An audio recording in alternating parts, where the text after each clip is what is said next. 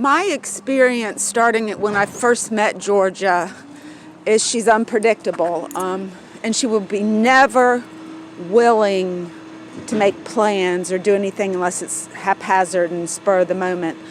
I knew her, I've known her since I was 20, and it was always a challenge to get her attention, which is good. She wants that. She wants people to be challenged for her presence, which means that they have high esteem for her, that they would jump through all these loops that she puts up to get to talk to her, which her mom is a psychiatric nurse and her dad's an alcoholic. But, she could talk the talk. And I had an eating disorder, and she would console me, and she'd console me with my bipolar disorder.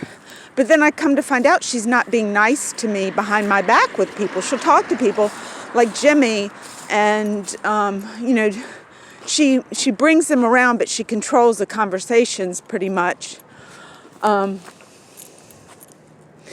didn't get a fair shake. A number of years, I eventually found out that she likes the gossip so much that she'll to your face be supportive. But even like when I was struggling and my sister doesn't know what to do, doesn't have the ability, Georgia, I said, would you talk to my sister? And she never would. She'll never stand up and say, Ellie's okay. I talk. It's done. I mean, I've just been through this year after year after year. One time I didn't talk to her for about 7 or 8 years, and then we got back together. And she does have some really enigmatic personality traits that are very fun. We've had a lot of fun. And it seems like she's so real when she's with you, that she loves you and she wants to support you. But then it's not. She's got her own issues. God knows what they are. I mean, Dave's having sex with his sister. Who the fuck is having sex with Georgia? Is that the old 30-some-year-old man when she was like 14 that her dad said? It's crazy. I've tried to stick in there and be a good friend.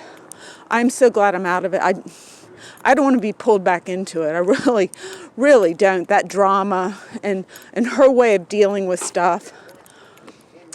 She lets heroin addicts shoot heroin up in her kitchen. She was giving Alan rides to buy heroin, and they got in a fight. It was a big deal because she got in a fight. She's like, I'm not going to do that. I don't write her off as a person, but I have seen very little change in her demeanor, personality, dysfunction.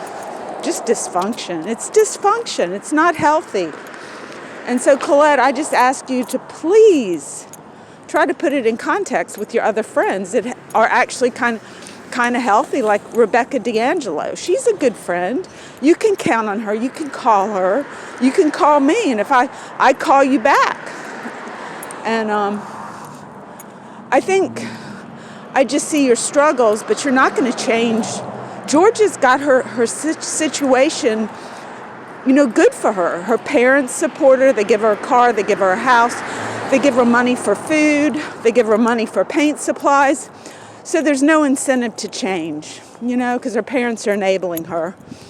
And I don't know. Just try not to get so hurt when her dysfunction. If you choose to have a relationship with her, which I choose not to, it's too much pain to make it worth it, especially when they're kicking you out of their house and you're paying rent and trying to keep the house clean, graciously trying to thank her for letting you. And then she chooses someone like Day. I mean, I have no word. If she prefers his company, let them be together. If she doesn't prefer your company, you might be too well mentally. She doesn't want to hear mentally healthy people. And I would say you're pretty healthy in a lot of instances. So what may be happening is Georgia wants to live in her dysfunction, and she doesn't want your reality to impede that.